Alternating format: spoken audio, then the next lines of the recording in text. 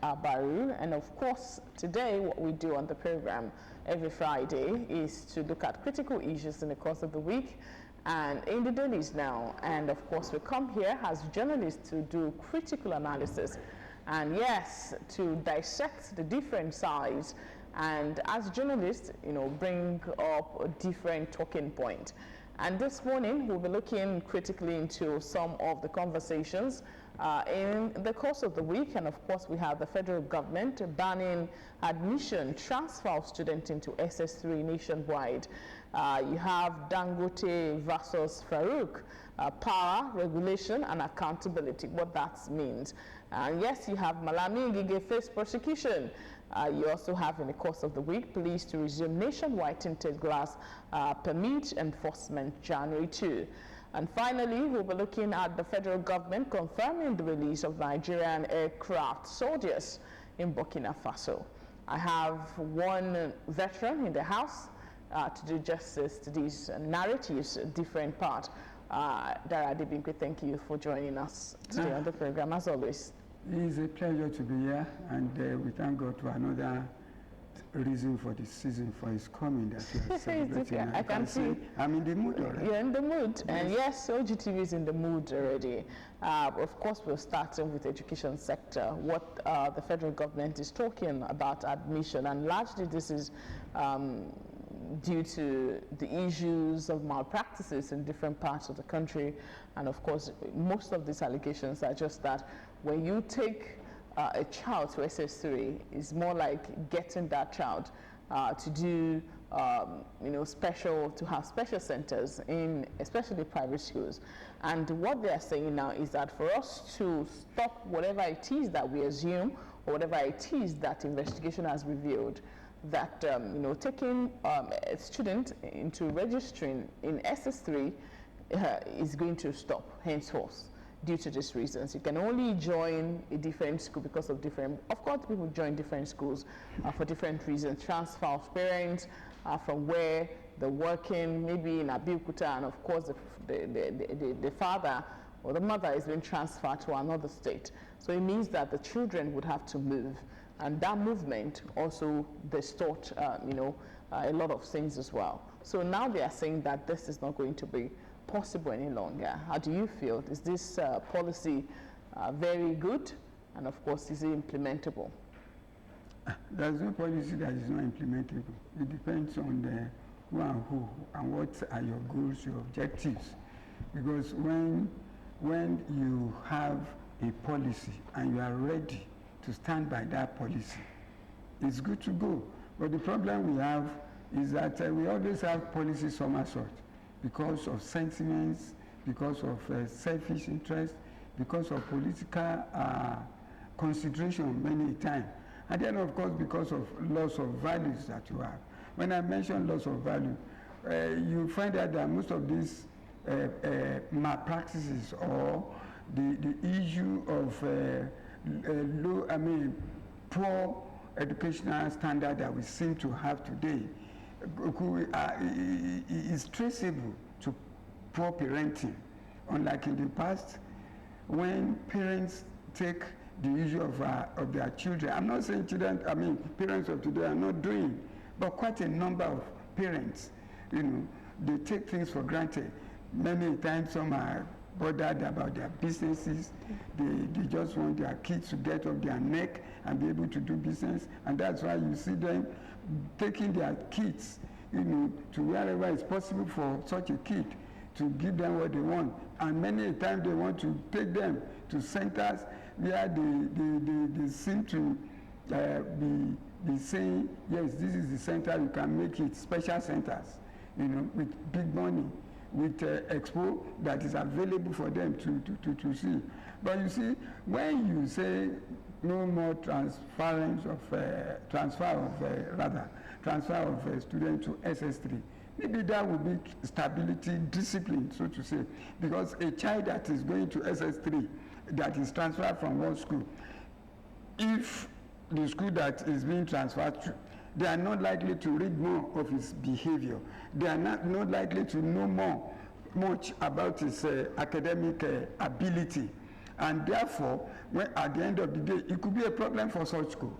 Okay. All in the bid of trying to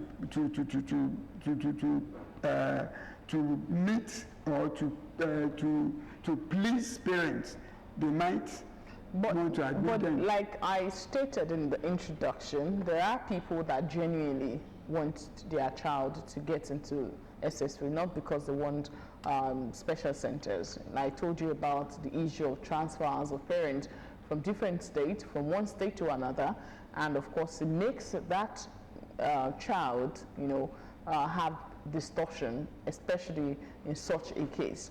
So that as well is a reality for some parents. Not all the students that is being transferred from one particular school to another really go there for special centers, or maybe because they want to do exam malpractice. So how do you speak to those group of people in this case? You see, I was mentioning those factors as just part of the variables that could determine why some are being transferred to SS3. But talking realistically, if a family had to be transferred to another place, this is one of the sacrifices they have to make for the future of such children. Just a session. So they'll take the child back to they should retain for their own sake, for the future of their child. They should allow their child to stay where it is. In natural fact, even if you are where you are saying at SS3 wants to come, what is the possibility of doing such thing? Because by the time they want to take him to another school, I want to believe where he was almost finishing the SS2, he will have been registered for the SS3 was okay. So those are the considerations. Usually when you see a student that is brought to SS3, he probably must have been registered somewhere. There could be a kind of a fear.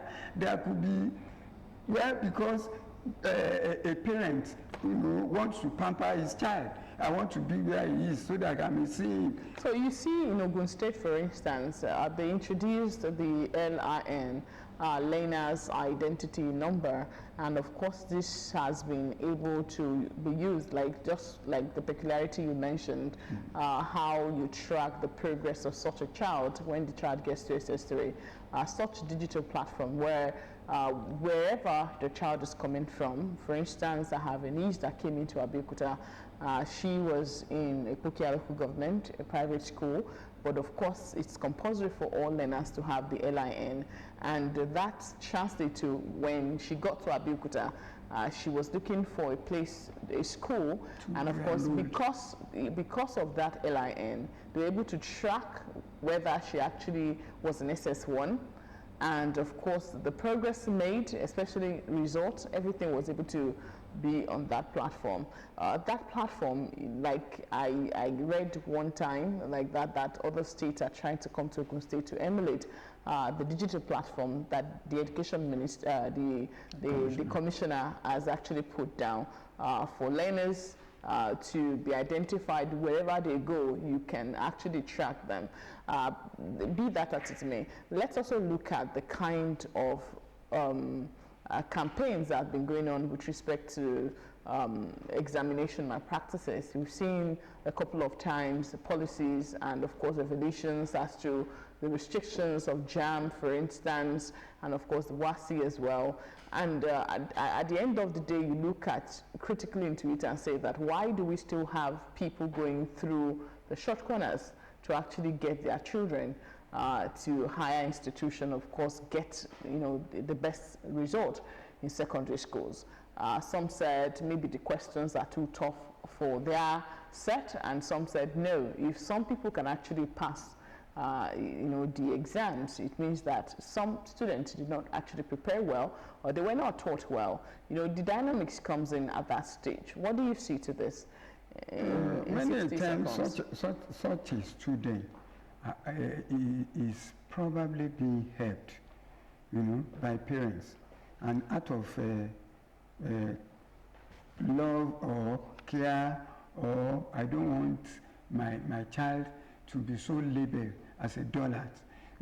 Some parents, the way they pamper their words, it's unbecoming. It's something that you begin to wonder, and at the end of the day, it is such a student that will deal with such parents in future. You know, every child has his own innate ability that if you allow it to grow while nurturing him or her, that thing will come out. But what we see this day, we are not waiting for nurturing to manifest. And that's why you see a number of children or parents seeking to take their children to private school where they will be given double promotion. Before you know it, at age 14 or thereabout, he has finished SS3 and going to go to higher institution. At the end of the day, when they get to higher institution, they become misfits because you can't give what you don't have. It will manifest. For instance, when I learned at the post-JAMP exams in one of the higher institutions, they were asking somebody who wanted to take read medicine about what is esophagus. He can't explain it because he has gone to special center. He has been parent. And the reason for all these things is because this child, just go your own way, let me go my own way. You know, the nurturing that has to be done when this child was getting started with his primary and secondary education was not there. No supervision, no parental supervision. We just believe, yes, this child, give it to the teacher. And unfortunately, teachers are not giving even the privilege of doing what they were doing in our own time. There is no discipline any longer. You dare not even scold a child for not bringing his text or books to school today, or even administer minimal punishment that we say, for what you have done is not good. Oh yeah, go and cut the grass. You know, parents will say, why are you punishing me? Because they have paid. And you see, most of these private institutions, except few of them, are quite